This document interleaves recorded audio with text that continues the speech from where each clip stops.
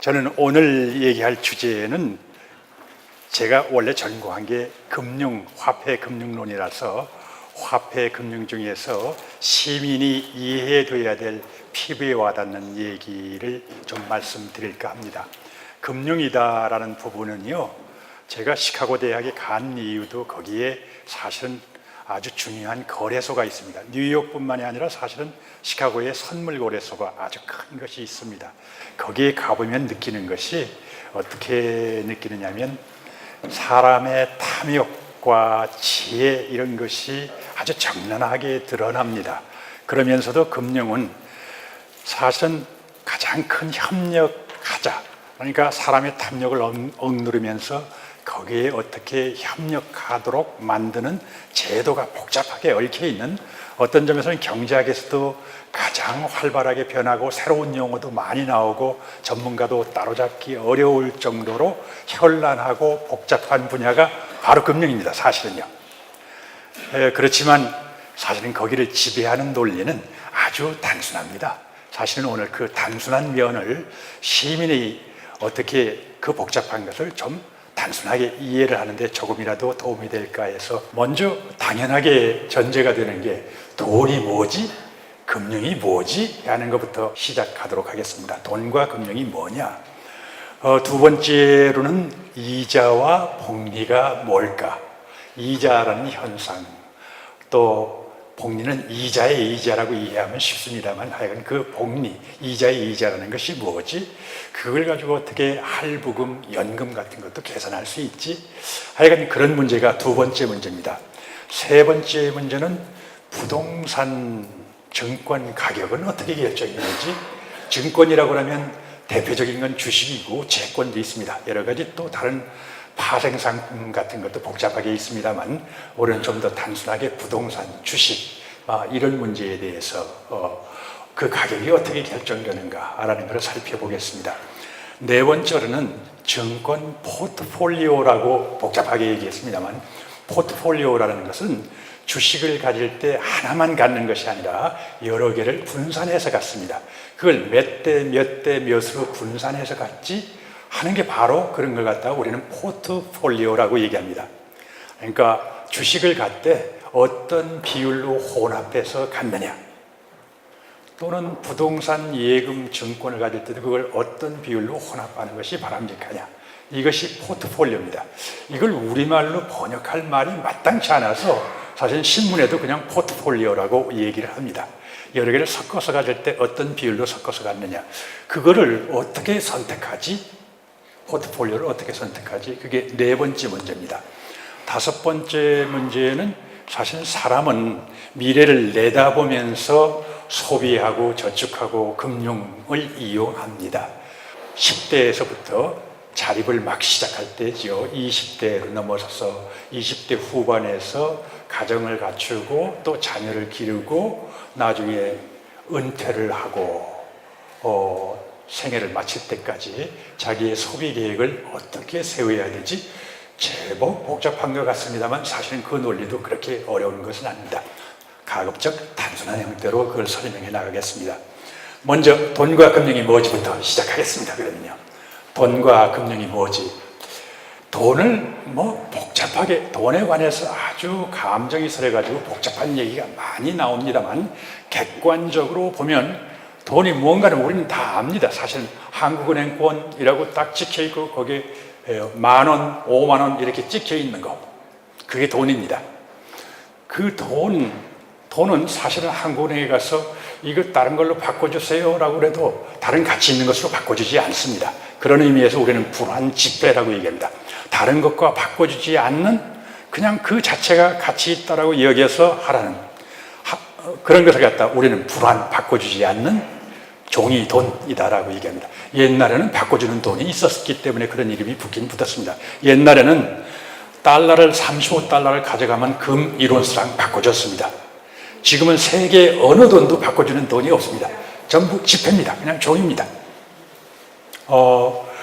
그런데 그 돈이 상징하고 있는 것은 관습에 의해서든 뭐든 사실은 기본적으로 먼저 주고 나중에 청구하라. 먼저 기여하고 나중에 청구하라. 라는 일종의 청구권입니다. 언제든지라는 말을 저기 썼습니다. 자기가 청구권을 행사하고 싶을 때 언제든지 행사하는 겁니다. 금융증권이다라는 말은 뭐냐? 금융이다라는 말 전에 금융증권을 먼저 얘기했습니다만, 금융증권은 먼저 받고 나중에 주겠다라고 하는 약속 증서입니다. 주식도 채권도 다 마찬가지입니다. 파생상품도 마찬가지입니다. 채권은 지금 네가 나한테 돈 100만 원을 주면 1년 뒤에 100만 원에다 플러스 5만 원 더해서 이자까지 해서 갚음하라는 약속 증서입니다. 약속이다라는 말에 사실은 밑줄을 그어야 됩니다. 약속이다라는 것은 어떻습니까? 때로는 깨지기도 한답니다. 그러면 우리는 부도라고 얘기합니다. 사실은요. 주식이다라는 것은 막대한 돈을 벌게 해주겠다라고 약속해놓고 사실은 망할 수도 있습니다. 그러니까 약속은 약속입니다. 아직 실현되지 않은 것입니다. 그래서 금융이라는 건 그럼 뭐냐? 금융증권을 사고 파는 것이라고 생각하는 게 제일 편합니다. 돈을 꾸는 것은 차용증서를 팔아가지고 돈을 우선 얻어내는 겁니다. 차용증서가 상대방에게 가 있겠죠. 상대방에게 내가 약속을 지키며 라고 약속을 한 거죠. 때로는 말로 약속할 수도 있습니다. 그때는 약속이 상대방에게 가 있는 거겠죠. 말보다는 증서가 더 증거력이 있고 증서보다는 어음이나 수표나 이런 것이 더 신빙성이 있습니다. 그렇긴 하지만 약속 증서 의미는 변함이 없습니다. 자, 돈이 왜 그러면 그것이 청구권이 유효하냐라는 얘기를 저는 시카고 대학의 예를 들어서 설명을 하겠습니다. 시카고 대학에는 기혼자 아파트인 페어팩스 빌딩이라는 것이 있습니다. 저는 거기에 살았습니다. 거기에 가면 아기보기 클럽, 영어로는 아기보기라는 건 아기를 그냥 그야말로 보는 게 아니라 돌본다는 말이죠, 물론요. 영어로는 베이비시트, 아기 옆에 앉아있는다라고 얘기합니다. 베이비시팅. 베이비시팅 클럽이 있습니다. 페어팩스 베이비시팅 클럽. 그 클럽은 사실은 학생들에게 기혼자 아파트가 있다는 게 한국식으로는 잘 이해가 안 가는지 몰라서 학생용 기혼자 아파트가 생긴 이유는 미국의 독특한 특성 때문에 그렇습니다. 미국은 사실 2차 세계대전의 참전국입니다. 그래서 그때 대학에 다녀야 될 많은 젊은이들이 2차 세계대전에 참여를 했습니다. 당연하지요. 우리나라도 6.25 때 그랬었습니다. 6.25 때 이승만 대통령은 조금 달리해서 대학생들을 빼주기도 했다라고 그러는데 미국에서는 대학생이 자발적으로 가기도 해서 젊은이들이 대학이 텅텅 빌 정도로 군대에 갔습니다. 그 학생들이 몇 년 동안 싸우고 4년 이상 동안 싸우고 돌아왔을 때 사실은 미국에서 여자들은 후방에서 열심히 일을 하고 그랬겠지만 오면 사실은 결혼이 급합니다. 따라서 학생들이 먼저 결혼해가지고 대학을 다니기 시작했습니다. 그러니까 대학에 기혼자 아파트가 많이 있습니다. 이해하시죠? 그러면요. 국가적으로 그걸 마련 안 할 수가 없고 시카고 대학에도 기혼자 아파트, 메리드 스튜던트 하우징이라고 그래서 기혼자 아파트가 많이 있었습니다. 지금은 사실은 그렇게 늦게 결혼하는 건 아니지만 외국인 유학생들이 많이 이용하고 저도 사실은 결혼해가지고 갔기 때문에 그 기혼자 아파트에 들어갔는데 그렇게 기혼자들이 아파트에 들어가면 뭐가 문제가 되냐면 아기 보기가 문제가 되기 시작합니다. 아기를 어떻게 돌보느냐.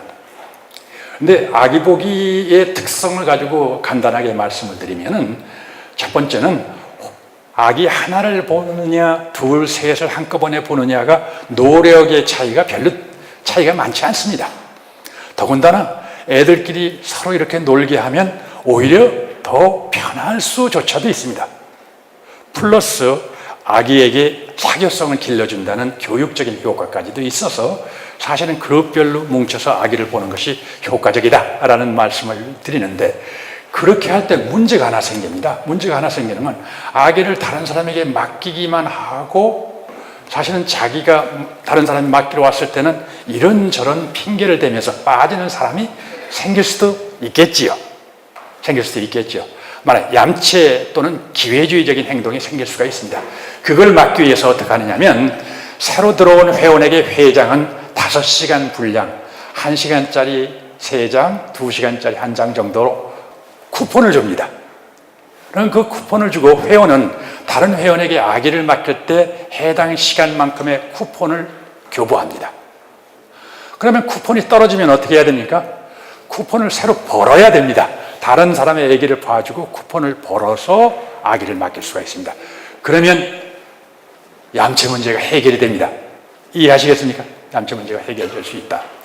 물론 회원이 탈퇴할 때는 나중에 졸업을 해서 갈 때는 회장에게 자기가 원래 받았던 5시간분 이상의 쿠폰을 다시 되돌려줘야 됩니다. 물론 떼어먹고 도망 야반도주 할 수도 있긴 있습니다만 그렇지만 대부분의 경우 잘 지켜집니다. 거기도 일종의 명예라는 것도 있고 그렇기 때문에 비교적 아주 좁은 사회 아닙니까? 시카고 대학 학생이라는 어떤 시카고 대학은 사실은 상당히 하버드 대학을 넘어서는 명문으로서의 근기를 가지고 있는 좋은 대학입니다. 물론 시카고 대학 출신이니까 그렇게 얘기는 하긴 합니다만 적어도 경제학에 대해서는 근기가 대단히 높습니다. 자, 그렇게 하는데 이때 그 쿠폰의 역할은 뭘까요? 라고 생각하면 아주 단순합니다. 쿠폰의 역할은 얌체를 막는답니다. 누구든지 왜 가장 기본적인 거는 누군가 아기복이라는 서비스를 생산해내야지 누군가 그것을 소비할 수 있답니다.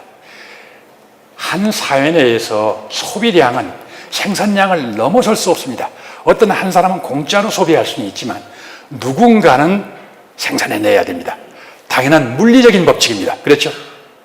그건 국가건 가정이건 다 마찬가지입니다. 여기 시팅 클럽의 경우도 누군가는 아기를 봐줘야지 누군가는 아기를 맡길 수 있다.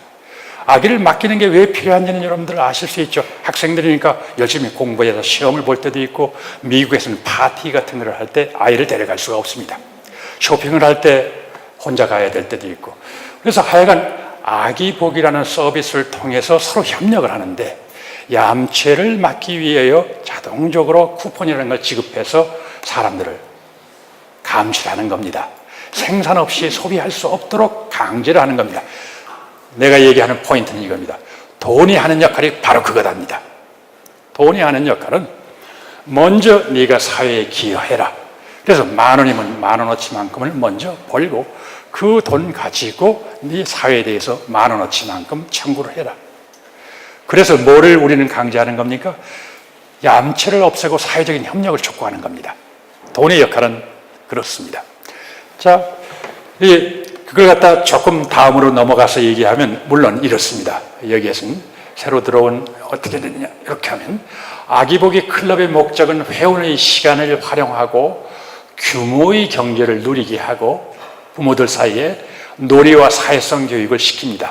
그런데 이때 아기복의 클럽에서는 일종의 협력인데 그 협력이 붕괴되는 가장 중요한 원인은 무임승차라고 얘기합니다. 나는 기여하지 않고 거기에 편승하기만 하는 것을 무임승차, 돈 안 내고 얻어 탄다라고 얘기를 합니다. 무임승차라고 합니다. 그런데 쿠폰은 어떤 기능을 하냐면 누군가 서비스를 소비하려면 다른 누군가가 생산해내야 된다라는 물리적인 법칙. 이 물리적인 법칙을 우리는 때로는 자원제약이라고 얘기합니다. 자원제약. 누군가 생산해야 소비할 수 있답니다. 그러면 쿠폰은 회원에게 미래의 편익을 네가 아기를 맡길 계획을 가지고 있으면 미리 서비스를 제공해서 쿠폰을 확보해 놔라 랄 동기를 부여합니다. 그래서 서로 간에 자발적인 협력이 자유롭게 이루어지도록 만드는 것이 쿠폰의 역할입니다. 실제로 쿠폰은 언제든지 사회에 기여하고 나중에 기여한 시간만큼 언제든지 사회에 청구하라는 일종의 청구권이죠. 이때 사회는 아기복의 클럽입니다. 더 크게 얘기할 수도 있습니다만 신규 회원에게 왜 5시간의 여유를 주느냐? 그건 쿠폰을 유통시키기 위한 초기화 과정입니다. 돈은 조금 이제 달라집니다.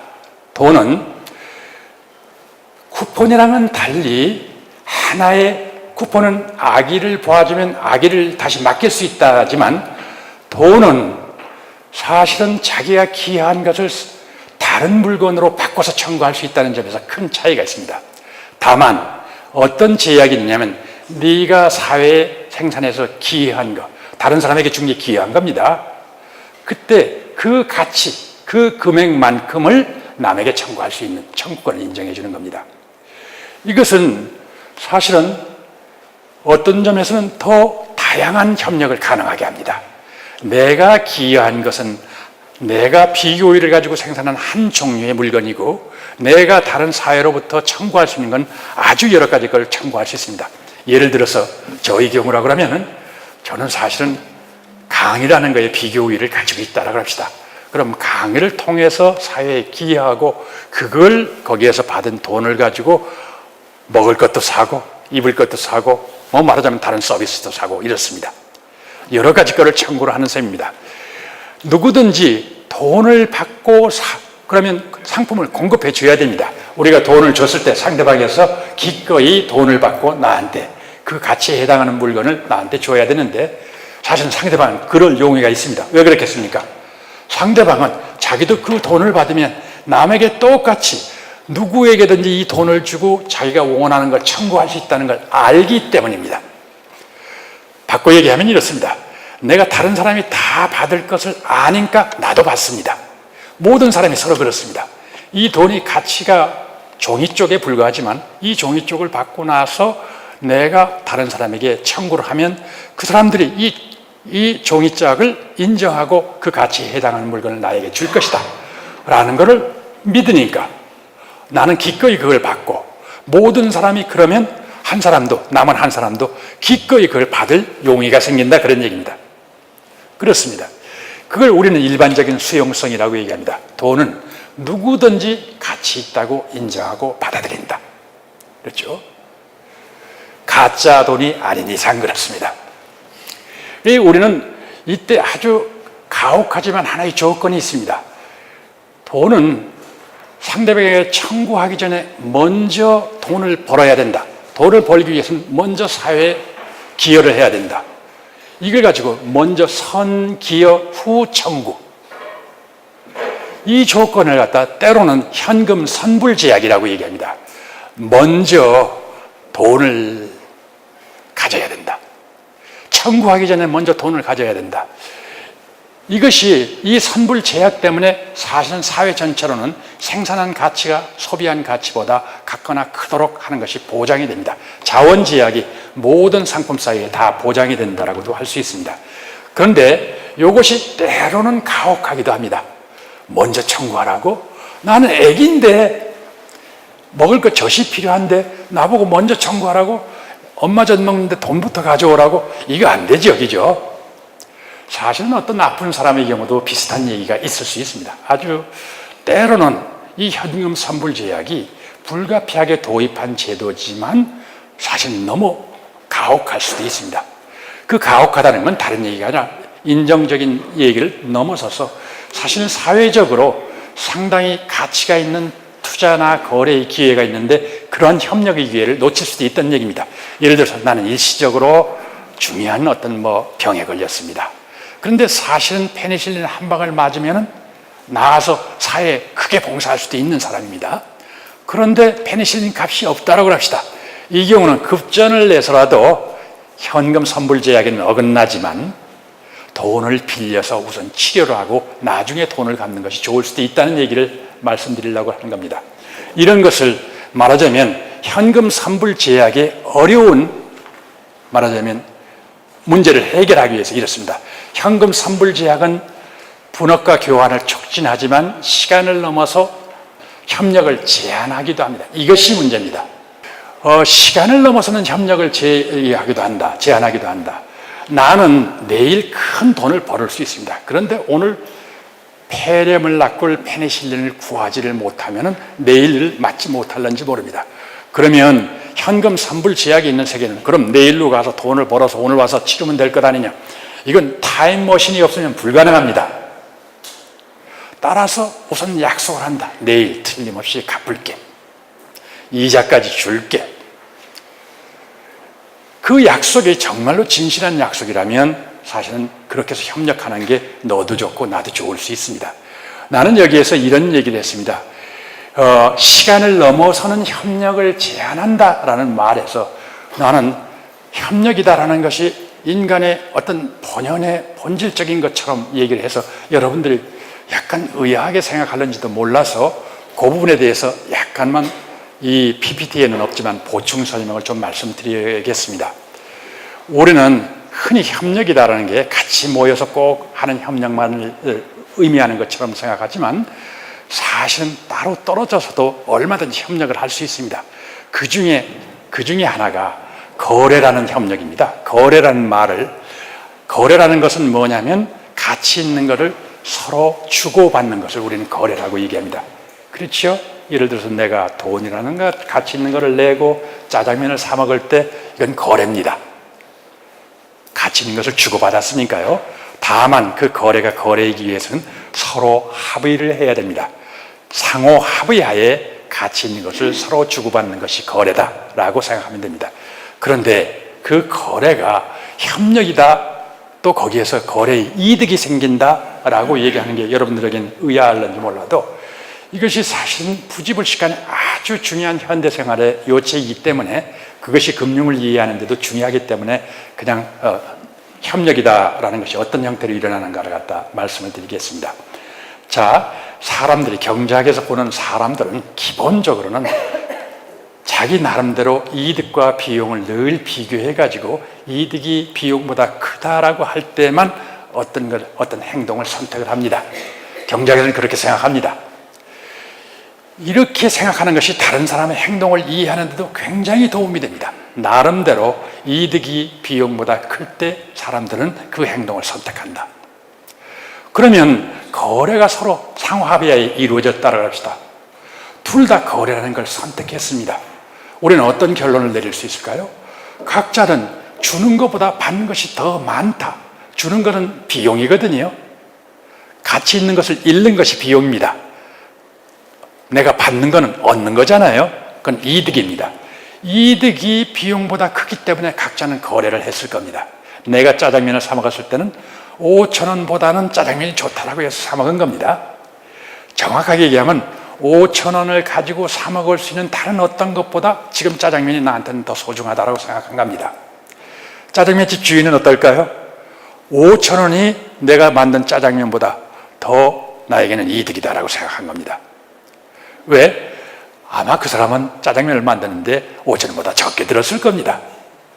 그러면 이 거래가 있을 때마다 뭐가 있는 거냐면 반드시 쌍방간에 다 같이 이득이 있었음에 틀림이 없다라고 우리는 결론을 내도 됩니다. 그런 의미에서 거래는 협력입니다.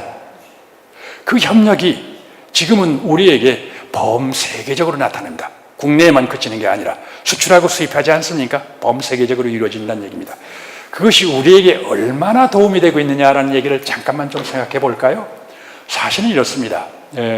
아담 스미스라는 경제학의 아버지가 설명한 바에 의하면 이렇습니다. 핀을 만드는 공장을 갖다 조사해 봤습니다. 지금부터 200여 년 전의 얘기입니다만 그때도 핀 하나 만드는데 어떤 사람은 철사를 잡아 늘리고 어떤 사람은 끝을 뾰족하게 그걸 일정한 크기로 자르고 어떤 사람은 끝을 뾰족하게 하고 어떤 사람은 머리를 만들고 그걸 붙이고 해서 여러 단계로 나누어서 노동자들이 협력을 했다고 합니다. 분업이라고 얘기할 수도 있죠. 각자 맡아가 분업을 통해서 협력을 했습니다. 얼마나 이익이 생겼을까요? 혼자 핀을 만들면 아담 스미스가 생각할 때 혼자 하루에 하나 만들기 어렵답니다. 맥가이버 같이 다재다능한 사람이야 한두 개 겨우 만들 거라고 하는 게 아담 스미스의 추정이었습니다. 10사람이 핀 공장에서 협력하면 하루에 몇 개를 만들었을까요? 48,000개를 만들었답니다. 10명이 나눠도 4,800개입니다. 혼자 만드는 것보다 훨씬 더 많이 만듭니다. 협력의 위력이 그렇습니다. 사실은요. 지금 우리의 그 협력은 아주 광범위하게 이루어집니다. 그래서 사실은 나는 그 학생들에게 때로는 이런 얘기도 합니다. 우리가 우리의 선조들보다 잘 사는 이유가 뭘까? 우리가 근면해서, 우리가 똑똑해서. 이유는 아주 단순합니다. 물론 우리가 예전보다 더 부자입니다. 많은 도구도 가지고 있고 지식도 가지고 있고 그렇습니다만, 그래서 우리가 더 똑똑하다는 건 어느 정도 맞는 말일는지 모릅니다. 우리의 선조에 비해서. 한 400년 전만 해도 우리의 선조는 먹고 살기 바빴지 않습니까? 그에 비해서 우리가 잘 사는 이유가 뭐냐? 그런데 사실은 19세기 말쯤에 외국에서 온 사람들이 한국 사람을 묘사하기에는 한국에는 그 당시 인구가 1600만 명 정도 됐습니다. 조선에. 그 뒤에 해방되면서 3천만이 됐고 지금은 남한만도 5천만입니다. 합쳐서 8천만이 됩니다만 그 당시에는 지금의 5분의 1 정도 수준이라고 보면 됩니다. 1600만. 한국에는 1600만 명의 로빈슨 크루소가 살더랍니다. 로빈슨 크루소, 여러분들이 생각하기에는 예전에 우리의 선조들이 더 잘 협력하고 그럴 것 같은데 아닙니다. 예전의 선조들은 자기가 쓰는 거, 자기가 먹는 거, 자기가 입는 걸 다 자기 스스로 생산했습니다. 로빈슨 크루소처럼 살았습니다. 가난할 수밖에 없습니다. 사실은 우리가 더 부유하게 사는 이유는 뭐라고요? 협력하기 때문입니다. 사실은요, 분업하고 협력하고 있기 때문입니다. 그래서 저는 때로는 이렇게 얘기합니다. 많은 시인들이 때로는 도시 생활에서 염증을 느끼고 사람이 없는 시골 또는 사람이 없는 무인도에 가서 살고 싶어 하면서도 무인도에 진짜로 간 시인은 하나도 없죠. 왜 그럴까요? 여러분, 왜 무인도로 가지 않을까요? 무인도에 가면 시만 쓰면서 살 수 없습니다. 시집은 안 팔립니다. 물론 그렇죠. 살 사람이 누굽니까? 그렇죠. 따라서 시인은 사실은 때로는 이렇게 얘기합니다. 거기 가면 내 자식을 가르쳐줄 학교가 없어서. 그거 분업을 얘기하는 겁니다. 사실은 협력이죠. 거기 가면 내 아들이 감기에 걸렸을 때 치료해줄 의사가 없어서 자기가 치료하면 되지요. 이거 분업을 얘기하는 겁니다. 거기 가면 도서관이나 뭐나 음악당이나 이런 것이 없어. 사실은 다 분업을 얘기하고 있는 겁니다. 지금은 현대인들은 분업에 의해서 잘 살고 있게 됐다라고 봐도 틀림이 없습니다. 그런 의미에서 협력은 강합니다.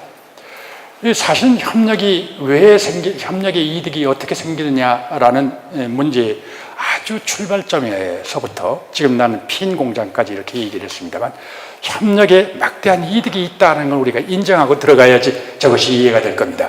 사실은 그 협력을 할 때 분업과 교환이라는 두 가지 형태를 흔히 취합니다. 교환이다라는 것은 사실은 나는 예를 들어 폐렴에 걸렸는데 인슐린을 가지고 있고 너는 사실은 당뇨병에 걸렸는데 페니실린을 가지고 있다. 그러면 내가 가지고 있는 인슐린 너한테 줄게. 네가 가지고 있는 페니실린 나한테 줘. 그러면 너도 살고 나도 살아. 이것이 교환의 이득입니다. 분업의 이득은 더 나아가서 얘기합니다.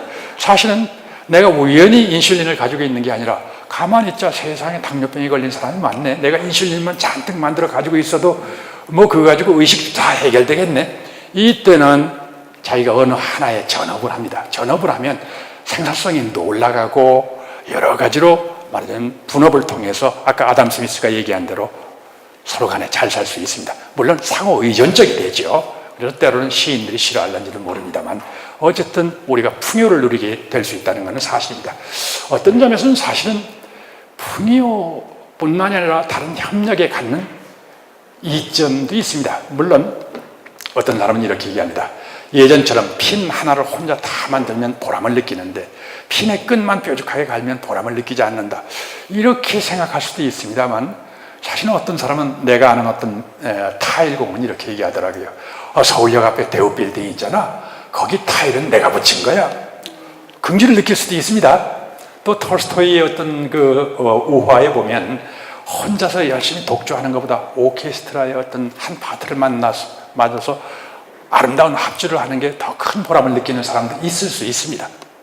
그래서 그건 생각하기 나름이지만 우리 현대는 어쨌든 분업과 교환을 통해서 서로 협력을 하고 서로 풍요하고 풍요롭게 이렇게 살고 있다. 그래서 지금은 사실은 현금 선불 제약을 하기 위해서 극복하기 위해서 어떤 일이 되느냐면 아까 내가 젖먹이 얘기를 했습니다만 젖먹이는 이건 가족제도에 의해서 해결이 됩니다. 그래서 우리는 가족을 만듭니다. 어렸을 때부터 네가 벌어서 먹어라고 강요하지 않습니다. 이건 사실은 인간만 그런 것이 아니라 다른 동물 세계에서도 아기들은 특별한 가족의 보호를 받습니다. 그렇기 때문에 우리가 생존하고 살아남을 수 있을지 모릅니다. 그렇지만 사실은 그걸 넘어서면은 우리는 금융이 필요하기 시작합니다. 평소 소득이 많았지만 지금은 수술이 필요해서 벌어둔 돈 이상의 청구권이 필요할 때는 소비금융, 소비 대처를 합니다. 좋은 투자 기회를 가지고 있지만 벌어둔 돈만으로는 부족하다면 이때는 투자금융. 내가 주식을 먹을 테니까 나한테 돈을 모아주면 내가 그걸 투자로 해가지고 거기서 나온 수익을 여러분들에게 나눠드리겠다. 배당이라고 합니다. 이런 식으로 하는 것이 가능하게 되죠. 이것이 금융의 역할입니다. 그런데 이 금융의 역할을 할 때 필연적으로 따르는 문제가 있습니다. 신뢰라는 문제입니다. 아까 금융은 약속을 사고 파는 것에 해당한다고 그랬죠. 약속 증서도 결국은 약속입니다. 그런데 이 약속을 사고 파는 것은 내년에 내가 100만 원과 5만 원의 이자를 덧붙여 주는 거 지금 그 약속 얼마에 살래? 이렇게 묻는 거나 마찬가지입니다. 네 약속이 소용없어. 그거 뭐 종이 쪽에 불과해 하고 아예 그걸 사지 않는, 그러니까 돈을 꿔주지 않는 사람이 생길 수 있습니다. 아무리 아름다운 약속을 미래에 하더라도 나는 사지 않는다 있을 수 있습니다. 그러면 그게 깨지게 되겠죠. 그래서 약속이 깨질 수 있다라는 것 때문에 아까 돈에 의한 거래는 낯설은 사람 범세계적으로도 이루어질 수 있지만 이 금융이라는 거래는 사실은 신뢰관계가 형성된 특수한 사이에서만 거래가 가능하다는 한계를 갖습니다. 따라서 먼저 특수한 신뢰를 가진 사람에게서 돈을 구해가지고 나한테 와서 다른 것을 청구해라 라는 그런 식이 됩니다. 여기에서 약속을 사고 팔 때 기회주의적인 행동이 생겨난다는 것을 어떻게 우리는 막느냐라는 문제와 같이 생각해 봅시다. 돈을 꿀 때와 갚을 때의 태도가 달라질 수 있습니다. 그러면 어떤 문제가 생길 수 있냐면 돈을 잘 갚지 않을 사람이 더 적극적으로 차입에 나서며 더 매력적인 조건을 제시할 수도 있습니다.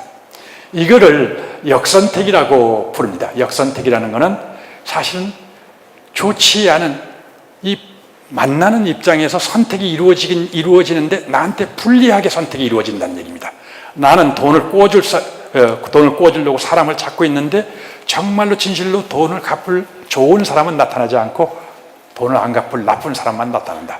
나는 배우자를 구하는데 사실은 나를 진심으로 사랑하는 사람은 안 나타나고 뭐 예를 들어서 꽃뱀이라고 하기도 하고 제비라고 하기도 하죠. 나를 등쳐먹을 사람이 먼저 나타난다. 그러면 역선택에 해당하는 겁니다. 나서줬으면 하는 사람이 안 나타나고 다른 사람이 더 나타날 수 있습니다. 그러면 그런 사람을 어떻게 차단하느냐의 문제가 생깁니다. 또 일단 돈을 꾸고 나면은 사실 우리는 도덕적 해이라고 얘기합니다. 사실 신의 성실의 원칙에 맞게 그 돈을 자기 돈처럼 잘 굴려가지고 그러다가 약속을 못 지키면 할 수 없지만 어쨌든 성실하게 자금을 굴려야 되는데 남의 돈이면 그렇지 않을 수 있습니다. 예를 들어서 이런 식으로 생각해 봅시다. 나는 말하자면 위험을 더 각오하는 수도 생기는데 내가 돈 1억 원을 꿔가지고 이걸 잘 굴리려고 하면 나무를 심으면은 1년 뒤에 10%만큼 나무가 자라서 1억 1천만 원이 되면 5% 이자를 갚고 나서 나에게 1억 1천만 원 중에 500만 원이 남는다라고 합시다. 이건 성실한 사람이 보통 취하는 태도입니다. 그 나무가 사실은 성실하게 10% 안 자랄 수도 있죠. 그렇지만 그것보다는 어떤 사람에게는 더 매력적인 게 야, 1억 원을 들고 가서 라스베가스로 달려가자. 그래서 블랙잭을 하자. 그래서 안 되면은 손 털고 부도내고 나로서는 최선을 다했는데 망했어 라고 하고 잘 되면 어떻게 됩니까? 2억이 되면은 반반의 확률이니까 1억 1천만 원 주고 나한테 9천만 원이 떨어집니다. 물론 보통 사람은 가급적 약속을 지키려고 하고 그렇지만 이 경우에는 반반의 확률이라면 9천만 원이 생기는 쪽을 채무자가 선택할 가능성이 있습니다. 실제로 많은 회사 같은 데서 차입 자금을 가지고 좀 더 위험한 방식으로 자산을 운영하는 경향이 발견이 됩니다. 이게 도덕적 해이에 해당합니다. 이런 문제를 해결하려고 하면 어떻게 해야 되느냐? 이런 문제를 해소하지 못하면 금융에 의한 거래 이득을, 거기에 의한 협력의 이득을 갖다 우리는 포기해야 되는지 모릅니다. 그걸 막기 위해서 우리는 사실이 이렇습니다. 차입자의 기회주의적인 행동을 억제하기 위한 여러 가지 제도적인 수단이 거기 들어가 있습니다. 우선 하나는 신용조사라는 걸 통해서 그 사람의 신용이 평소에 얼마나 신뢰를 쌓아왔는가를 체크합니다. 물론 평소에 신뢰를 쌓았다가 한꺼번에 왕창 더 크게 해놓고 튈 수 있는 가능성도 있지만 그래도 조사 안 하는 것보다 조사를 하면 그게 드러납니다. 신용 보증을 요청하기도 합니다. 담보를 요청하기도 하고 신용 한도를 설정하기도 합니다. 다른 물건이라고 그러면 사실은 다다익선이라고 많이 사가면 더 싸게도 주기도 하는데 돈은 많이 구워준다고 더 이자 싸게 해주지 않습니다. 오히려 어느 한도 이상을 꾸는 것을 제약을 합니다. 왜 그렇겠습니까? 돈을 너무 많이 꾸면 도덕적 해이에 빠질 우려가 크다라고 생각하기 때문에 그렇습니다. 개인이 이러한 것을 수행하기 어려우므로 사실은 보통은 금융기관이 개입하는 수가 많습니다. 셰익스피어의 해물렛 때도 그런 말이 있다고 하죠. 친구 사이에 돈을 꾸지도 꿔주지도 말아라. 그러면 중간에 뭐를 낍니까? 나는 은행에 예금할 테니까 네가 은행에 가서 꿔라 라고 한다는 얘기입니다. 사실은 은행은 어떤 점에서 유리할까요? 어떤 점에서 유리하냐면 은행은 전문적으로 신용을 조사하고 이런 경향이 있습니다. 어떤 한 기업에서 기업이 신용을 얼마만큼 잘 지키는지, 경영을 얼마나 안전하게 유지하는지 하는 것을 주거래은행은 늘 감시를 합니다. 사실은요. 그렇기 때문에 감시를 하기 때문에 은행은 사실은 효과적으로 도덕적 해이 같은 것을 어느 정도는 방지를 합니다. 개인은 어떤 경향이 있을까요? 한 사람이 여러 사람에게서 돈을 꿔줄 때는 자기가 그걸 조사하는 데는 비용이 드니까 무임승차하는 경향이 있고 다른 사람의 정보에 의존하거나 아니면 아예 감시를 안 하는 경향이 많습니다. 따라서 떼먹히기 쉽습니다. 사실은요. 더군다나 은행은 거기다가 그런 경우에 만약 부도가 났을 경우에도 효과적으로 추심을 하는 여러 가지 법적인 다른 전문적인 기술과 수단을 가지고 있습니다. 그래서 미국같이 신용이 굉장히 발달한 나라에서도 보통의 기업에 자금을 조달하는 건 결코 주식과 채권을 통해서가 아닙니다. 뭘까요? 은행을 통해서입니다. 은행을 통해서. 은행은 여러 가지 신용조사를 통해서 어떤 기업에 돈을 꿔줄 수 있는 신용도를 잘 파악을 해가지고 그 정도까지 돈을 꿔주고 대출을 해주고 그걸 또한 잘 관리를 합니다. 그런 경향이 있습니다. 그게 돈과 금융이 뭐다라는 것에 대한 설명입니다. 이제는 두 번째 문제로 넘어갑니다. 이자와 복리가 뭐지? 하는 문제로 넘어갑니다. 이자는 돈에 대한 임대료다. 복리는 이자의 이자를 받는 것이다. 라고 하고 조금 더 자세한 설명을 갖다 드리겠습니다. 우리는 이자가 임대료다라는 것부터 먼저 이해를 해둡시다. 우리는 집을 1년 동안 점유하고 배타적으로 사용을 하면 1년 뒤에 집을 다시 내주면서 임대료를 지급합니다. 자동차 임대할 때도 마찬가지입니다. 자동차 임차할 때도 자동차를 가급적 원상에 가깝게 돌려주고 집도 가급적 원상에 가깝게 돌려주고 또 거기에 대한 임대료를 추가로 냅니다. 그 돈의 경우는 어떻게 되느냐? 돈은 1년 동안 네 마음대로 써라. 그래놓고 1년 후에 원금을 반납하면서 추가로 임대료를 냅니다. 그게 이자입니다. 그런데 돈과 집을 비교하자면 약간의 차이가 하나 있습니다. 어떤 차이가 있을까요? 주택의 경우는 원래 자기가 빌렸던 집을 그대로 돌려줘야 됩니다. 돈의 경우는 원래 빌렸던 돈을 그대로 돌려주지 않아도 됩니다. 내가 돌려준 돈과 번호가 다른데? 라고 하는 사람 없습니다. 맞습니까? 그런 거 없죠? 왜 그럴까요? 돈은 동질적이기 때문에 그렇습니다. 번호에 의해서 차별받지 않습니다. 이 돈이나 저 돈이나 똑같이 취급합니다. 따라서 사실은 어떤 점에서 보면 자동차를 돌려주는 것에 비하면 돈을 원금을 돌려주는 게 더 동질적일는지도 모릅니다. 자동차는 그 사이에 조금 달았겠죠. 아마 달아서 조금 노후화됐겠죠. 집은 거의 닳지 않아서 그 차이가 별거 아닐는지는 몰라도 조금 낡았을는지는 모릅니다. 돈은 낡아도 원래의 가치를 그대로 유지합니다. 인플레이션만 없었다면 전제가 있습니다. 그렇죠? 인플레이션만 없었다면, 돈의 가치가 유지됐다면. 또 하나는 사실은 집의 경우는 임대료가 얼마다라고 되는데 돈의 경우는 임대료가 얼마다라고 정하지 않고 이자율로 정하는 것이 보통입니다. 왜 그럴까요? 왜 비율로 정할까요? 사실은 똑같은 것을 집에서도 비율로 정할 수 있습니다. 그러려면 뭘 해야 됩니까? 먼저 집값을 산정하고 집값 곱하기 비율을 해줘야 됩니다. 그러려면 임대 과정이 더 복잡해질 뿐입니다. 집값을 산정하는 절차만큼 그래 차라리 임대료가 얼마다라고 따로 정하는 게 낫습니다. 돈의 경우는 빌려주는 돈의 가치를 갖다 따로 산정할 필요가 없습니다. 원금이 100만 원이면 100만 원이니까 돈으로 따로 산정할 필요가 없으니까 비율로 정하는 것이 훨씬 더 효과적입니다. 비교하기도 쉽고. 임대료는 임대료인데 비율로 정하는 임대료다. 여러분들이 거기에서 하나 이제 문제가 있다면 이런 겁니다. 집을 1년 동안 이용하면 집에 주거 서비스라는 서비스를 받으니까 임대료를 내는 거 인정하지만 돈을 1년 동안 내 마음대로 쓴다라고 해서 무슨 거기에서 뭐 추가로 내가 받는 이득이 뭔가 있습니다. 사실은요. 돈을 마음대로 1년 동안 쓸 수 있다는 거예요. 이 점을 많은 사람들이 사실 인정합니다. 그거 가지고 나무를 사서 심을 수도 있고 그거 가지고 병을 낚을 수도 있고 그렇기 때문에 사실은 돈을 1년 동안 마음대로 쓴다라는 거에도 임대료가 붙는다는 건 그렇게 이상한 일은 아닙니다. 집은 원래 빌린 집을 반납하지만 돈은 원래 빌린 돈을 반납하지 않아도 됨. 임대료는 금액으로 결정되고 이자는 비율로 결정되는 것이 보통이다 라는 이 차이를 제가 조금 아까 말씀을 드렸습니다. 달리와 복리에 대해서 이자에 대해서 얘기를 드리면 달리와 복리에 대해서 말씀드리겠습니다. 연 이자율 5%로 100만 원을 2년 동안 빌렸을 경우에 두 가지 계산 방식이 있습니다.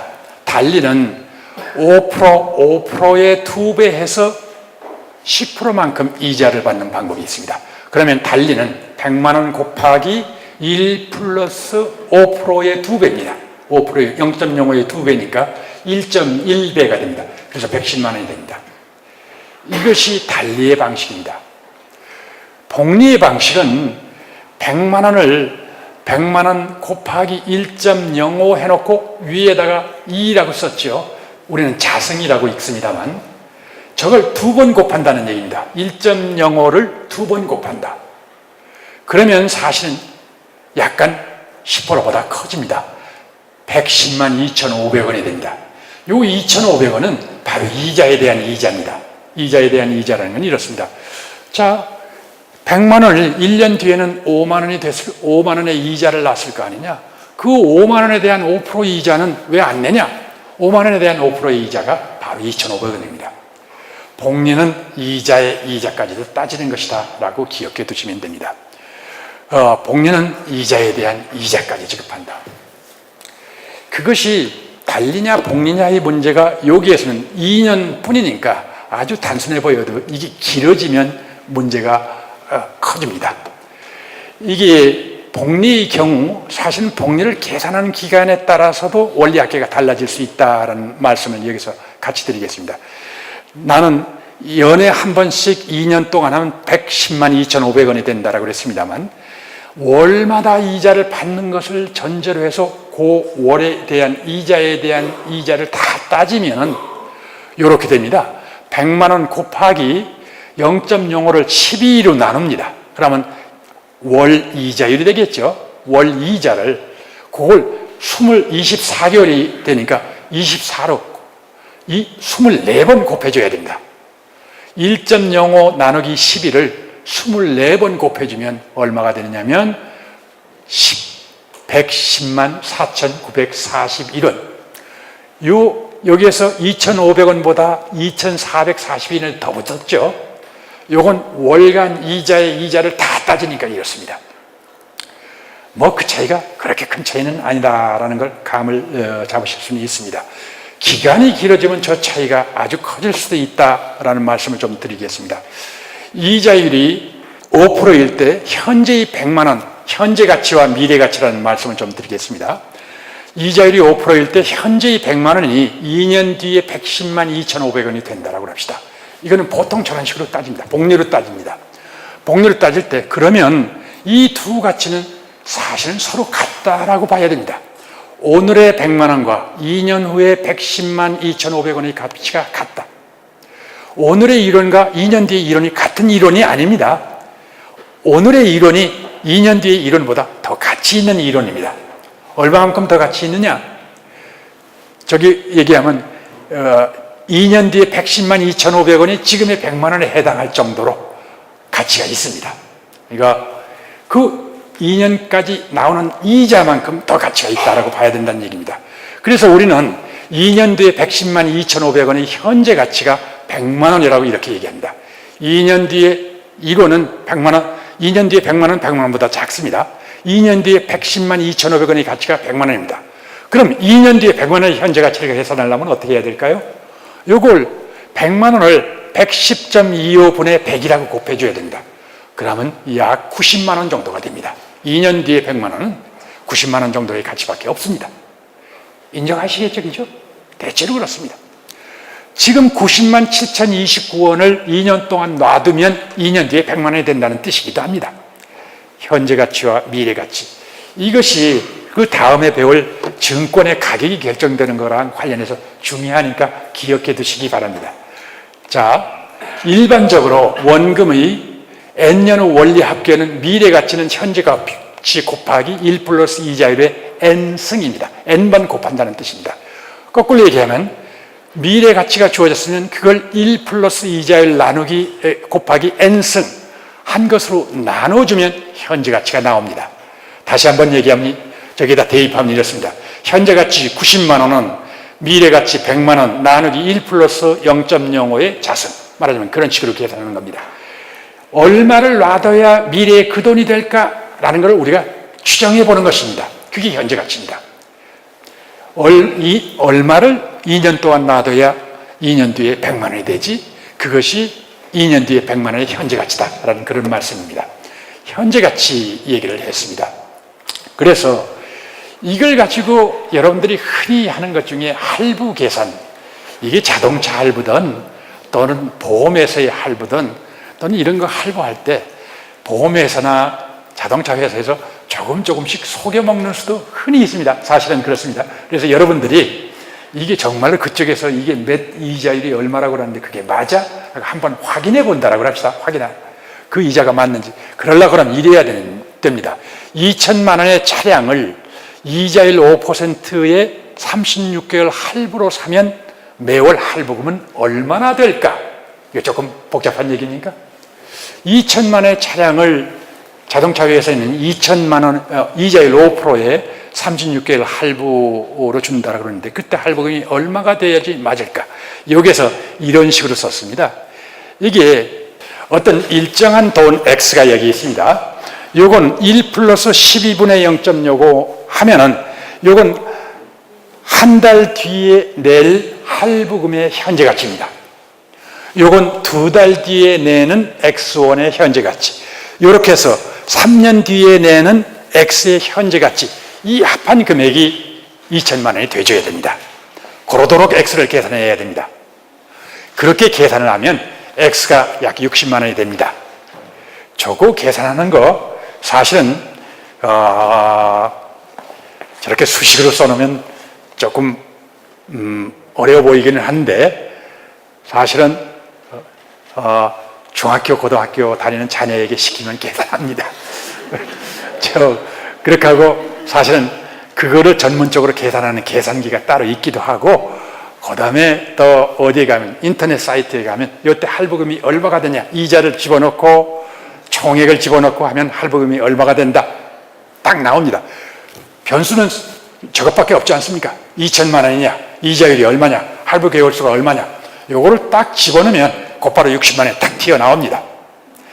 그런데 저렇게 계산해 놓으면 사실은 저렇게 돼야 되는데 실제로는 65만 원 받는 수도 있더라. 그러니까 한 번쯤은 체크를 해야 된다라는 말씀입니다. 할부금 계산하는 방법이 기본적으로는 어떻게 한다고요? 할부금의 현재 가치를 합해가지고 현재 빚진 돈과 일치시키도록 할부금을 정해야 된다는 말씀입니다. 현재 가치라는 말, 돈을 현재 가치라는 말은 아까 이랬죠. 얼마를 둬야지 한 달 뒤에 이 금액이 될까? 이 금액을 추정한 것을 전부 더해서 2천만 원이 되면 됩니다. 연금이라는 건 거꾸로입니다. 내가 지금 돈을 내면은 은행에서 얼마씩 매달 준다라고 하는데 그때 그 연금은 어떻게 될까? 거꾸로 말하면 이걸 뒤집어서 생각하면 됩니다. 2천만 원을 지금 맡기면은 은행에서는 매월 60만 원씩 36개월 줄 수 있다는 얘기이기도 하죠. 현재 가치 계산은 그렇습니다. 줄 때나 받을 때나 마찬가지니까요. 그래서 이자율이 5%라고 하면 2천만 원을 은행에 맡기면 은행은 매달 60만 원씩 36개월 동안 나한테 줄 겁니다. 그게 연금의 개선입니다. 이를 변형하면 사실은 고정기간의 모든 연금, 말하자면 여기는 36개월이라고 얘기했습니다만 보통 연금은 그것보다 길지요.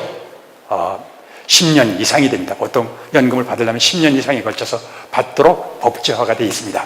그래서 3년 만에 소진시킬 수는 없습니다. 그런데 우리가 보통 하는 연금은 사실은 국민연금이나 이런 것은 살아있는 동안 계속 나오겠죠. 이 경우에 정부에서도 사실 약간씩 속여먹을 수가 있습니다. 연금을 많이 지급하는 것처럼. 그때도 연금의 현재 가치를 계산할 때 뭐까지도 해야 되냐면 이자율 말고도 생존 확률을 같이 집어넣어서 할인을 해야 됩니다. 내가 그때까지 예를 들어서 90세 때 받는 거라면 90세 때까지 얼마나 남았는가 플러스 90세 때 내가 살아남을 확률 같이 곱해서 계산을 해야지 정부가 얘기하는 그 연금 액수의 타당성을 검토할 수가 있습니다. 조금 말하자면 보험의 성격까지도 겸한 생존 조건부 연금의 경우는 생존 확률을 같이 고려해야 된다. 그런 말씀입니다. 그래서 연금이 이자가 뭐지, 복리가 뭐지 하는 것에 대한 섹션에서 우리는 할부와 연금 조금 복잡한 수식이 나와서 죄송했습니다만 그것도 사실은 단순한 원리에 의해서 계산되는 것이다 라고 여러분들에게 설명드렸습니다. 나는 여러분들에게 이렇게 묻습니다.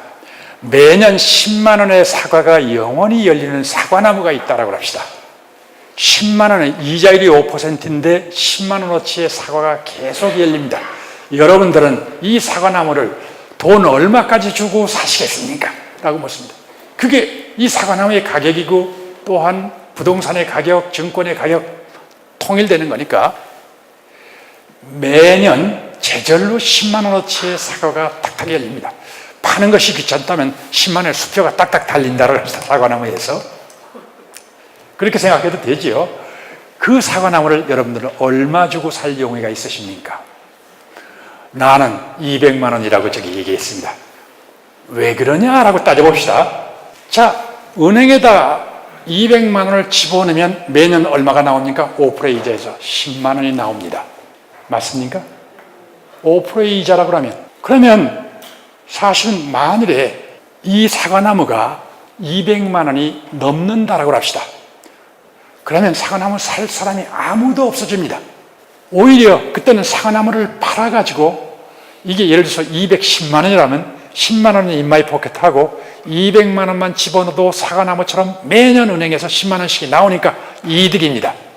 따라서 사과나무는 자꾸 공급이 돼서 값이 떨어집니다. 언제까지? 200만 원이 될 때까지. 맞습니까? 거꾸로 사과나무가 180만 원밖에 안 한다고 합시다. 그러면 어떻게 하셔야 됩니까? 은행에서 돈을 꿔서라도 그 사과나무 사야 됩니다. 어떻게 하면 됩니까? 180만 원에 사서 20만 원의 인마이 포켓하고 거기에서 나오는 10만 원 가지고 은행에 이자 갚아나가면 됩니다. 은행에서 이자 갚으라 그러겠죠. 따라서 사과나무에 사는 사람이 많으니까 사과나무 가격이 올라갑니다. 언제까지? 200만 원이 될 때까지. 따라서 이 경우에 사과나무의 가격은 200만 원입니다. 이게 자산 가격이 결정되는 기본적인 논리입니다. 그러한 수익의 흐름을 낳게 하는 현재의 돈이 얼마냐? 현재 가치가 얼마냐? 달리 얘기해도 됩니다. 사실은 달리 얘기해도 되는데 그 얘기를 이제 다른 명동 땅으로 바꿔서도 얘기했습니다. 하나 조금 더 그냥 우선 간단하게 요약을 해서 말씀드리는 것이었습니다. 매월 100만 원의 초과 이윤을 낳는 명동 땅 한 평이 있다고 합시다. 초과 이윤이라는 이런 의미입니다. 다른 데서 장사를 하면 붕어빵 장사를 하는데 겨우 수지를 맞춥니다. 근데 명동 땅에서 장사를 했더니 한 평 했더니 손님이 많아가지고 다른 데보다 한 달에 100만 원씩 돈이 더 들어옵니다. 그럴 수 있죠. 다른 데보다 초과 이윤이 100만 원이라는 얘기입니다. 그러면은 어떻게 되느냐면 1년이면 1200만 원의 돈이 추가로 들어옵니다. 아까 식으로 얘기하면 얼마를 예금해놔야 매년 1200만 원의 돈이 들어올까? 2억 4천만 원입니다. 그러면 명동땅 한 평의 가격은 2억 4천만 원이 됩니다. 이해가 됩니까? 다른 얘기로 해봅시다. 내년에 1,000원부터 시작해서 매년 3%씩 증가해서 내년엔 1,000원이지만 그 뒤에는 1,030원, 그 뒤에는 1,060원 뭐 이런 식으로 해서 계속 올라갈 것이 예상되는 주식이 있다고 그러죠. 그럼 이 주식의 가격은 얼마가 될까? 1,000원씩 주는데 이러면은 올해는 사실은 5%에서 3%를 빼준 거 가지고 나눠줘야 됩니다. 그러면 2%로 나눠주면 50배, 5만 원이 됩니다. 이걸 우리는 흔히 PER 또는 Price Earning Ratio, 주가 배당 비율 해가지고 뭐라고 그럴까요? 주가 수익 비율 해가지고 50이라고 얘기하기도 하죠. 근데 어쨌든 5만 원이 된다. 이것이 기본적으로 자산 가격이 결정되는 논리입니다. 조금 더 자세하게 이 부분이 중요하니까 조금 더 자세하게 설명 말씀을 드리겠습니다. 여기에서 요 얘기했습니다. 이자율이 5%일 때 매년 10만 원의 사과가 영원히 열리는 사과. 그러면 매년 10만 원의 현금 흐름을 만들려면은 얼마가 필요할까? 뭐 곱하기 X가 10만 원일까를 갖다 200만 원이라고 계산할 수도 있지만 달리 얘기하면 10만 원의 현재 가치를 다 더해버려도 됩니다. 1년 뒤에 10만 원의 현재 가치, 2년 뒤에 10만 원의 현재 가치, 3년 뒤에 현재 가치, 그래서 100년 뒤에 현재 가치까지도 다 더하면 말하자면 미래 거기서부터 생겨나는 현재 가치 합계를 다 더하면 정확히 200만 원이 됩니다. 그래서 200만 원이라는 것이 사과나무의 기초 가격이라고 이렇게 부릅니다. 우리는 좀 더 쉽게 아까 말씀드렸습니다. 200만 원을 가지고 있으면 거기서 10만 원씩이 생긴다. 다른 얘기를 이렇게 얘기해 봅시다. 이런 식으로 계산하는 겁니다. 10 나누기 1.05 플러스 10 나누기 1.05의 자승. 이거를 갖다 P는 사과나무의 가격 P는 저렇게 될 것이다 라고 계산했습니다. 양변에다 1.05분의 2를 곱해가지고 하면 두 번째 식이 됩니다. 두 식을 빼면 1.05분의 뭐 이런 식으로 P의 1.05분의 10이 됩니다. 이거를 P를 방정식을 구하는 셈이 됩니다. P를 저런 식으로 구하면 0.05분의 10이 돼서 딱 200만 원이 나옵니다. 200만 원이 나옵니다. 이 경우도 한 평짜리 붕어빵 장사를 할 때는 이 경우에 이 한 평이 명동땅 한 평의 가격이 얼마가 되느냐? 난 여러분들에게 1,200만 원이라는 임대 수익이 생긴다라고 말씀드리는데 붕어빵 장사를 할 때 100만 원의 초과 이윤이 생기면 왜 임대료가 월 100만 원이 될까요? 사실은 아니라고 그래 봅시다. 월 임대료가 공짜라고 합시다. 그럼 어떤 일이 생길 것 같습니까? 서로 거기 가서 장사를 한다라고 초과 이윤이 100만 원이 생기니까 나한테 주면 내가 50만 원씩 당신한테 줄게 하고 경쟁자가 반드시 생깁니다. 명동땅 한 평은 정해져 있고 다른 사람이 붕어빵 장사에 희망자는 많이 있으니까 그러면 50만 원만 준다는 사람이 있을 때 다른 사람이 나서가지고 아니야 나는 75만 원도 줄 수 있어 하는 식으로 경쟁하다 보면 초과 이윤을 전부 땅 주인에게 갖다 바치게 됩니다. 그럴 수 있겠습니까? 임차인 사이의 경쟁이 초과 이윤 전부를 땅 주인에게 임대료로 갖다 바치게 한다. 제 결론은 그렇습니다. 그러면 사실 그렇지 않으면 땅 주인이 직접 붕어빵 장사를 했답니다. 그러니까 1,200만 원의 소득이 임대 수익으로 생긴다라고 간주해도 얼마든지 좋다. 그런 얘기입니다. 주식의 가격의 경우에는 이렇습니다. 주식의 가격도 마찬가지로 저런 식으로 계산해야 됩니다. 1,000원의 현재 가치, 1년 뒤에 1,000원의 현재 가치죠. 2년 뒤에 1,030원의 현재 가치, 3년 뒤에 9%가 오른 거에 현재 가치. 저런 식으로 쫙 더해가면 5만 원이 됩니다. 저 계산도 뭐 어려운 계산은 아닙니다. 하여간 수식이 어쩔 수 없이 나오는 것을 좀 양해해 주시기 바랍니다. 하지만 기본 논리는 단순하다. 그 돈의 현재 가치를 해서 전부 합해버려라. 그것이 부동산과 증권의 가격이 결정되는 기본적인 논리다. 네 번째 주제로 넘어가겠습니다. 증권 포트폴리오를 어떻게 선택하지? 이거 어떤 종목의 주식을 가지고 있지? 라는 이런 얘기가 되는데 여기는 그 경제학자들 중에서도 사실은 여러 사람들이 동의하는 합치된 의견 세 가지를 적었습니다. 첫 번째는 전문가의 말을 믿지 말랍니다. 두 번째는 시가총액에 비례하여 분산 투자를 해라. 세 번째는 그렇게 해서 일단 선택을 했으면 자주 바꾸지 말고 오래 가지고 있어라. 이 세 가지입니다. 각각 왜 그런지 조금 하나하나 설명을 드려보겠습니다. 첫 번째, 전문가의 말을 믿지 마라 라는 것은 과연 우리가 나드는 여러 가지 소문 중에 이런 거가 있습니다. 사실은 주식의 전문가라고 하는 사람이 일정한 돈을 가지고 투자를 시작했습니다. 초등학교 4학년 학생인가가 하여간 투자를 했습니다. 마지막으로는 원숭이의 발짓을 보아가지고 실험을 했는데 사실은 원숭이가 우승했다라는 일화가 있습니다. 여러분들이 이 말을 믿지 않으면 사실은 직접 실험을 해봐도 됩니다. 전문가가 주식에 관해서 얘기를 하는 걸 보면 많은 경우 사실은 모호합니다. 어떤 걸 사라고 딱 잘라서 얘기하지는 않습니다. 그렇지만 모호한 가운데도 그걸 최선을 다해서 해석해가지고 한번 주식을 가상적으로 사보세요. 내게 돈이 100만 원이 있다고 치자. 이거 가지고는 저 전문가의 얘기를 들으면 얼마에다 내가 투자를 했다. 그걸 가지고 머릿속에서 한번 굴려본다는 얘기입니다. 그런 식으로 투자를 한번 전문가의 조언을 참고해가지고 한번 투자를 해보고, 또 하나는 원숭이에 해당하는 것이 뭐냐면 문방구에 가서 뺑뺑이를 하나 사가지고 회전판에 다트를 이렇게 던져가지고 투자를 한번 해보세요. 어느 쪽이 이기는가를 보면 뺑뺑이 쪽이 이길 확률이 굉장히 더 높습니다. 그것이 얘기입니다. 왜 그러냐라는 얘기를 조금만 더 설명을 해야지 여러분들께서 좀 납득을 하시지 않을까 싶습니다. 상식적인 이론으로 얘기하면 이렇습니다. 전문가가 정말로 주식을 해서 돈을 버는 거라고 하면 왜 남한테 알려줄 것이냐? 자기가 직접 하지. 이 얘기가 당연히 나옵니다. 사실은 자기가 왜 직접 하지? 사실은 다른 사람에게 알려주면 자신이 돈을 벌 기회를 버리게 됩니다.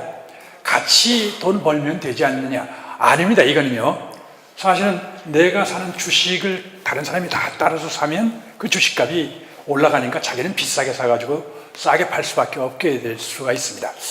그래서 사실은 다른 사람에게 알려줄 동기가 없다. 또 하나는 이런 얘기가 있습니다. 만일에 어떤 법칙성이 있다라고 합시다.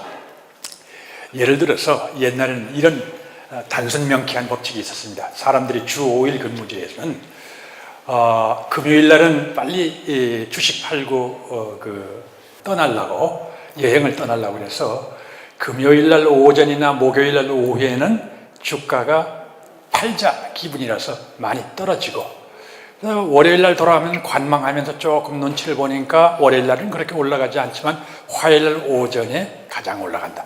따라서 화요일 날 화고 목저라고 얘기할 수 있습니까? 화요일 날 오전에 가장 올라가고 목요일 날 오후에 가장 떨어진다. 그러면 어떻게 하는 게 유리하겠습니까? 여러분 그런 법칙이 있다라는. 예? 맞습니다. 많은 사람들이 목요일 날 쌀 때 사가지고 화요일 날 비쌀 때 팔라고 합니다. 그러면 완전히 그것이 뒤집어집니다. 내가 얘기하는 건 이겁니다. 어떤 법칙이건 반대로 행동해서 돈을 벌 수가 있으니까 알려진 법칙은 반드시 깨지게 되어 있습니다. 그러니까 어떤 예언은 자기 실현적인 예언, 너 아픈 것 같다, 아픈 것 같다 하면 진짜로 아파진다고 그러죠. 근데 돈은 이거 돈 벌 것 같다, 돈 벌 것 같다 하면 돈 못 봅니다. 자기 패배적 예언이라고 얘기합니다. 자기 실현적 예언이 아니라 자기 패배적 예언이다. 어떤 거든지 법칙이 알려진 순간 깨진다.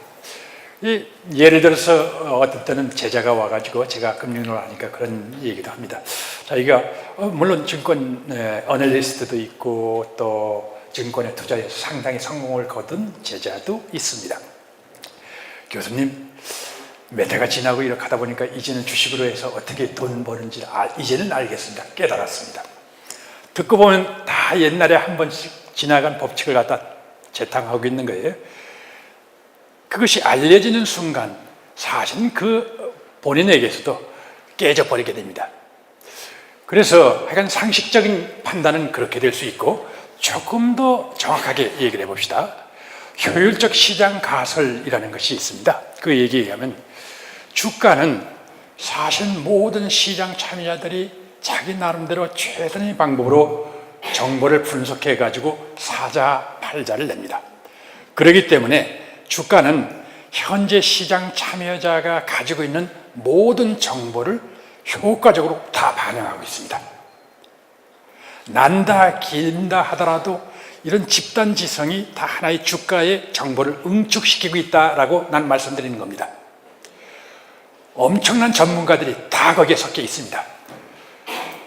그 전문가들의 전체의 집단지성을 개인이 어떻게 이길 수 있느냐라는 게 하나의 반론입니다. 이걸 가지고 우리는 그러면 시장이 반영하는, 우리는 그걸 가지고 시장을 이길 수 없다라고 하는데, 그래도 시장이 모르는 특수한 정보를 내가 가지고 있으면 시장을 이겨낼 수 있지 않느냐 할 수도 있죠. 어느 정도 시간을 가지고 해야지 시장을 이겨낼 수 있느냐.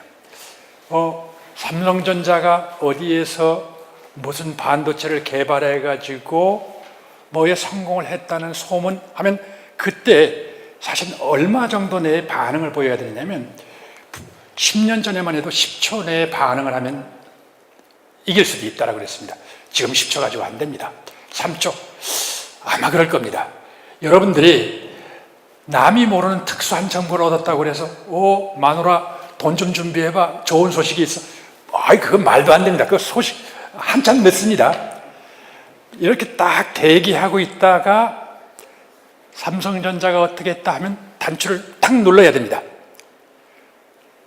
눌렀는데 하는데 실패했다. 아이고 잘못 눌렀네 하더라도 우선 누르고 봐야 됩니다. 그런 정도로 긴박합니다. 사실은 여의도에서 사실은 전산망으로 할 때 전산망의 그 속도가 몇몇 하나에 따라서 전자가 흘러가는데도 약간의 100분의 1초 정도의 시간이 걸립니다. 그 시간 가지고 다투는 사람입니다. 100분의 1초 가지고. 보통 사람이 이런 좋은 소식이 있는데 한번 확인 좀 하고 돈 좀 마련해봐. 뭐 내일쯤 가서 한번 사볼까. 이거 터무니없이 늦습니다. 그거 가지고. 그래서 주가는 어떤 정보를 효율적으로 반영하는가. 효율적이라는 건 신속하게 반영한다는 얘기인데, 주가와 거래량의 변동에 관한 역사적인 정보 당연히 다 반영이 되어 있습니다.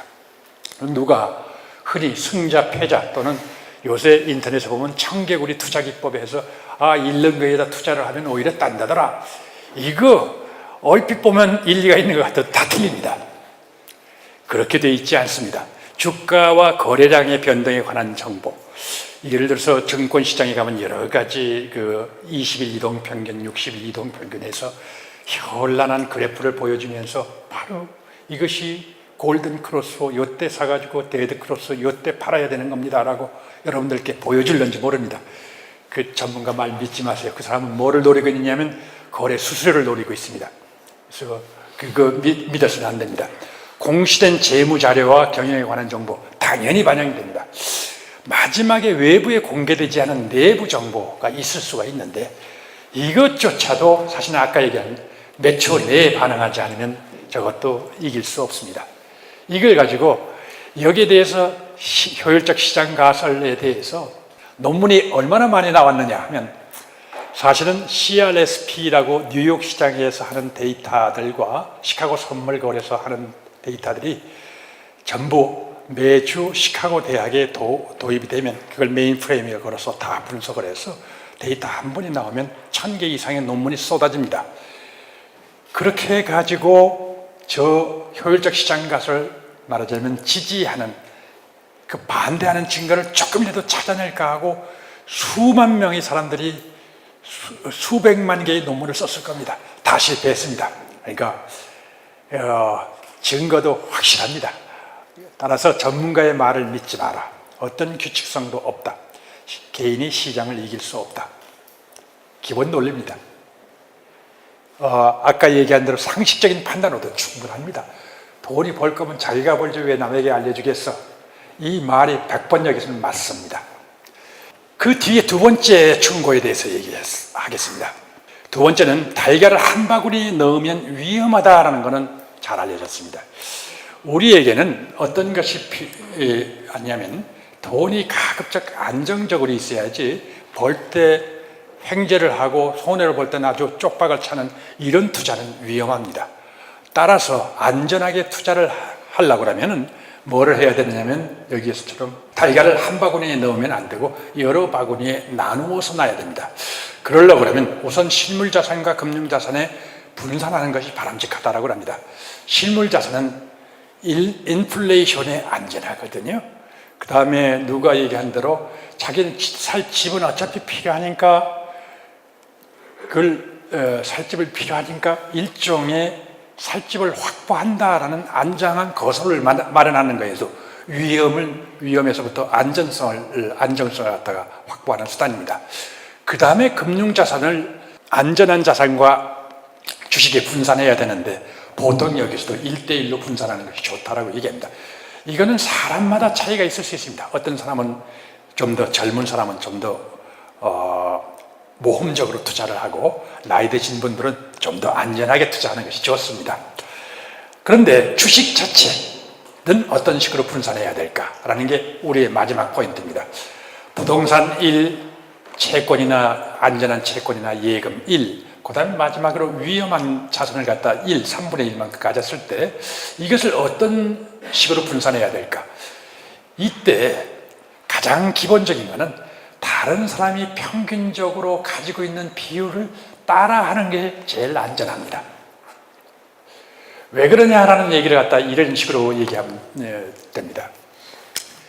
예를 들어서 삼성이 전체 삼성전자의 주식이 전체 시가총액 중에 20%를 차지하고 있다고 합시다.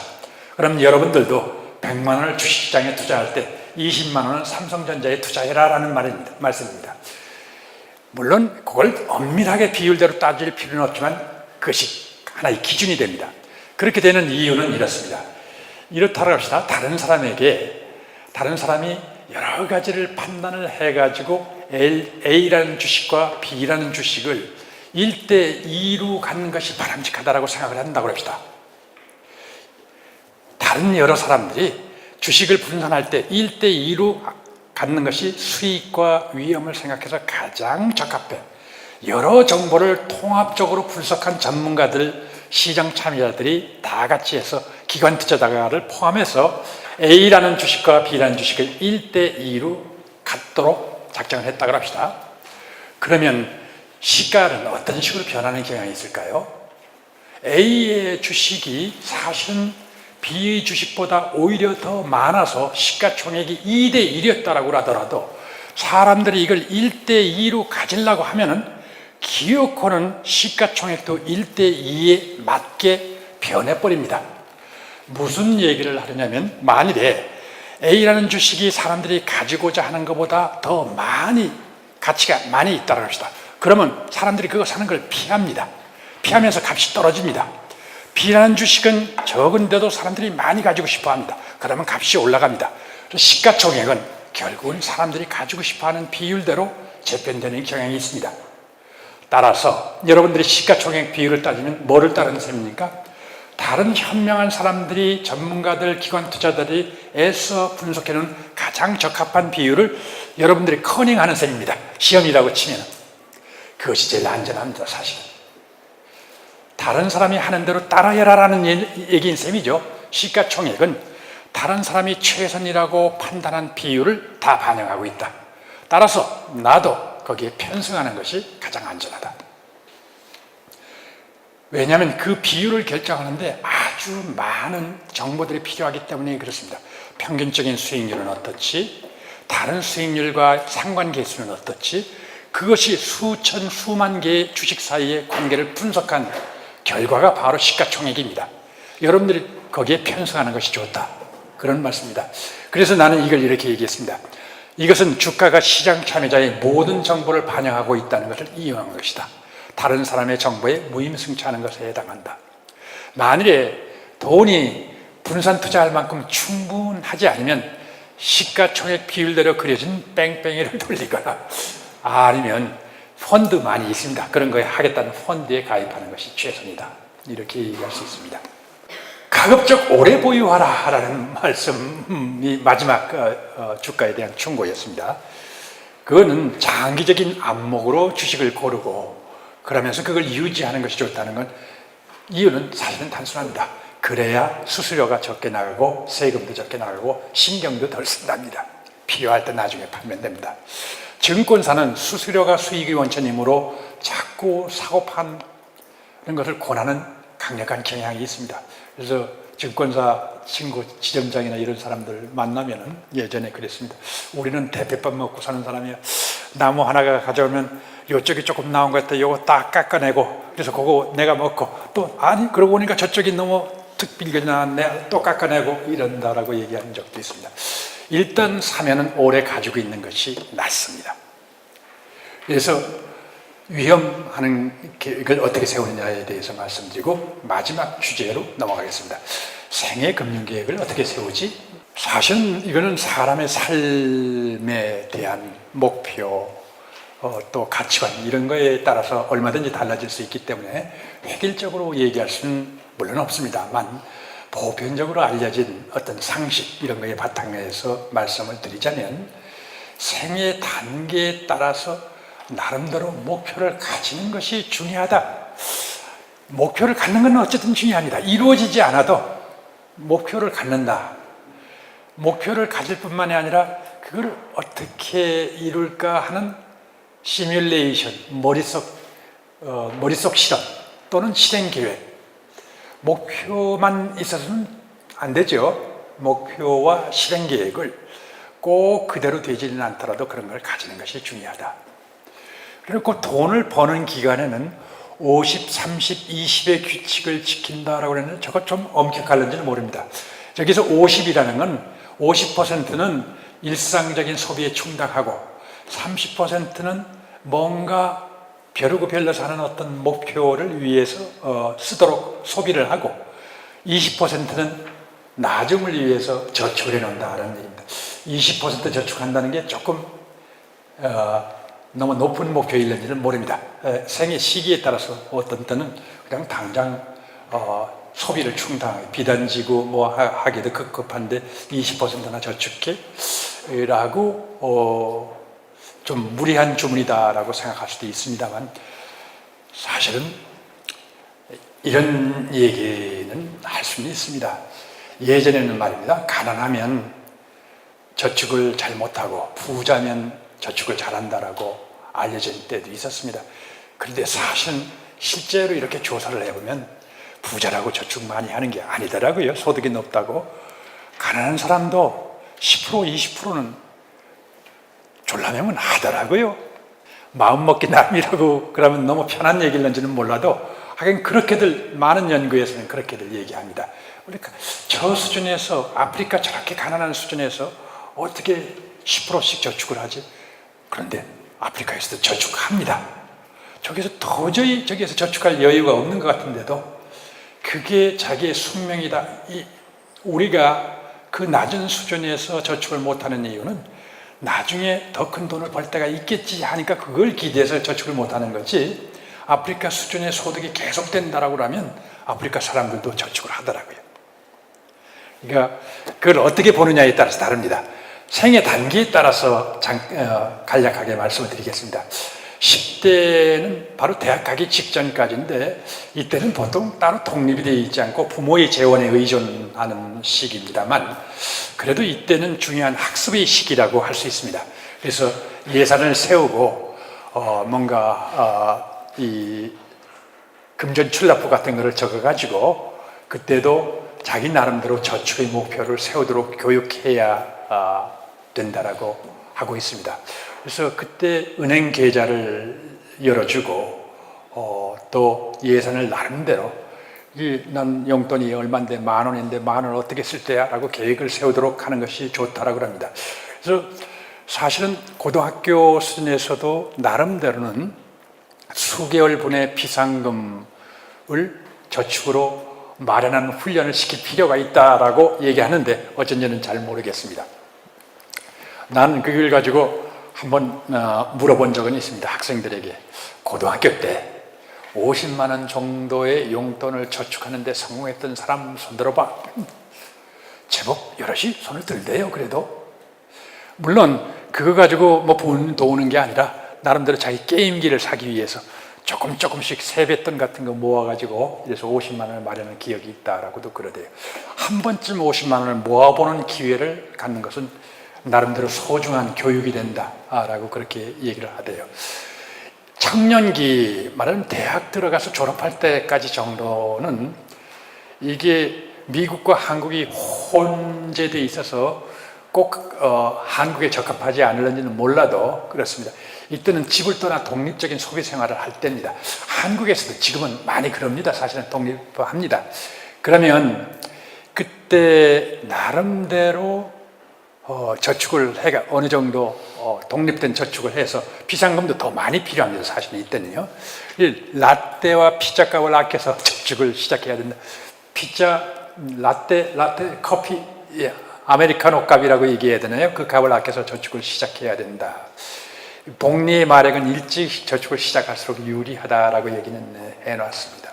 직장 초기 25세에서 35세 사이 직장을 시작하고 독립적인 가정을 구성하는 시기인데 이때가 가족 형성기지요. 그래서 결혼하여 가족을 구성하고 자녀를 갖게 되고 그래서 가정을 갖게 되면 자기 혼자 자립하는 것이 아니라 이제는 가족을 함께 생각해야 되는 수준에 이르게 됩니다.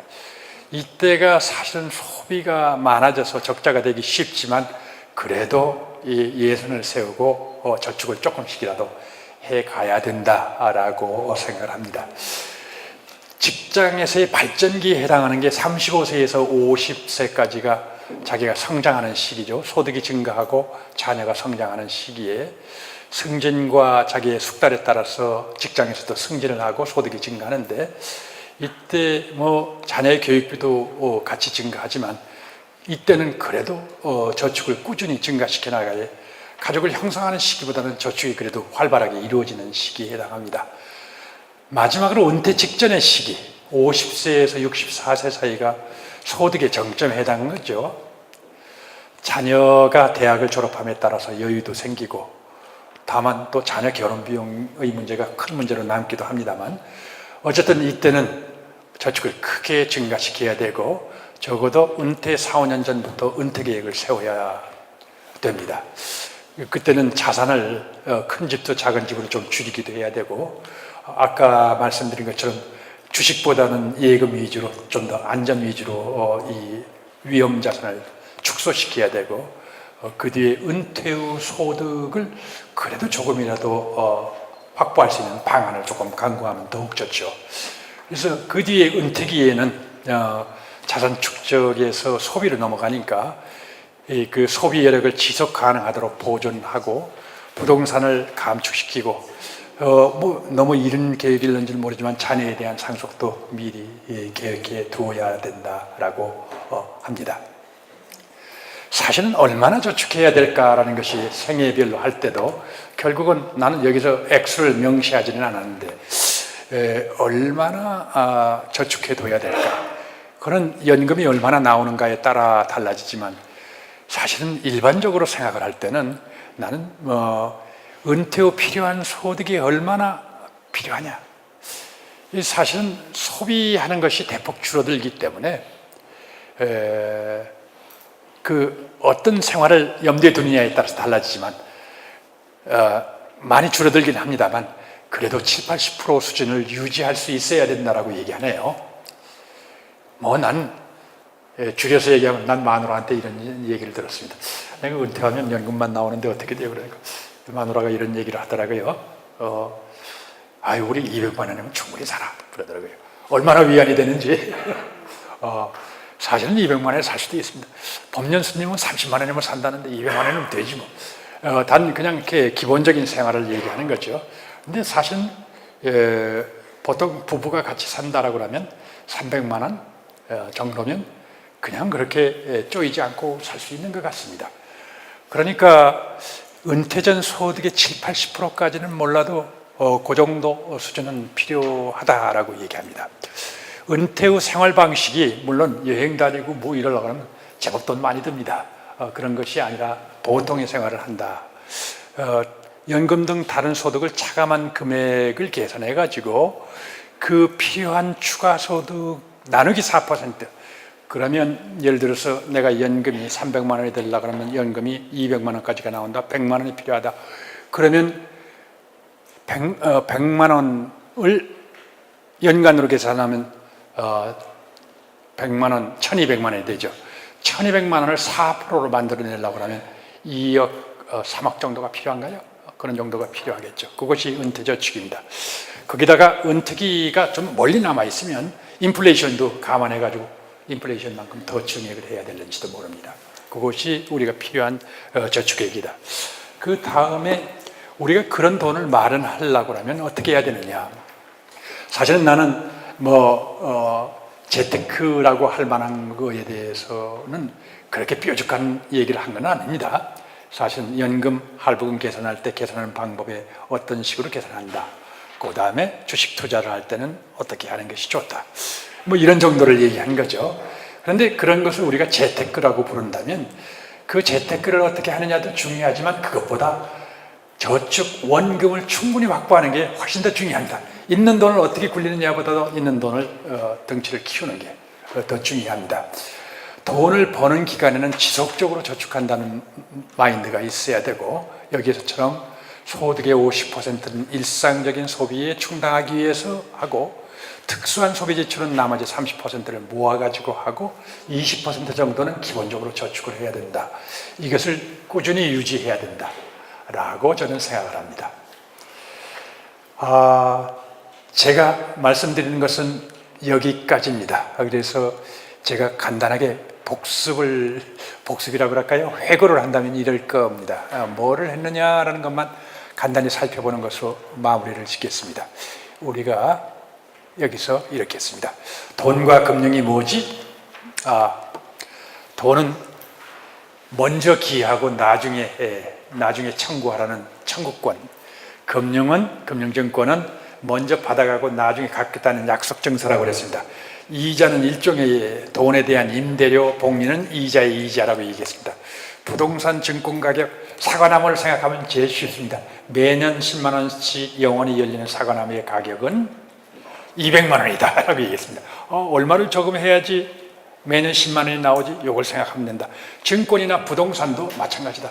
명동 땅에서 1200만 원이 나오면 그건 2억 4천만 원 값어치가 있다고 봐야 된다. 증권 포트폴리오를 어떻게 선택하지? 기억하시죠? 전문가의 말 믿지 마라. 시가총액대로 가져라. 가급적 오래 가지고 있어라. 생애 금융 계획을 어떻게 세우지?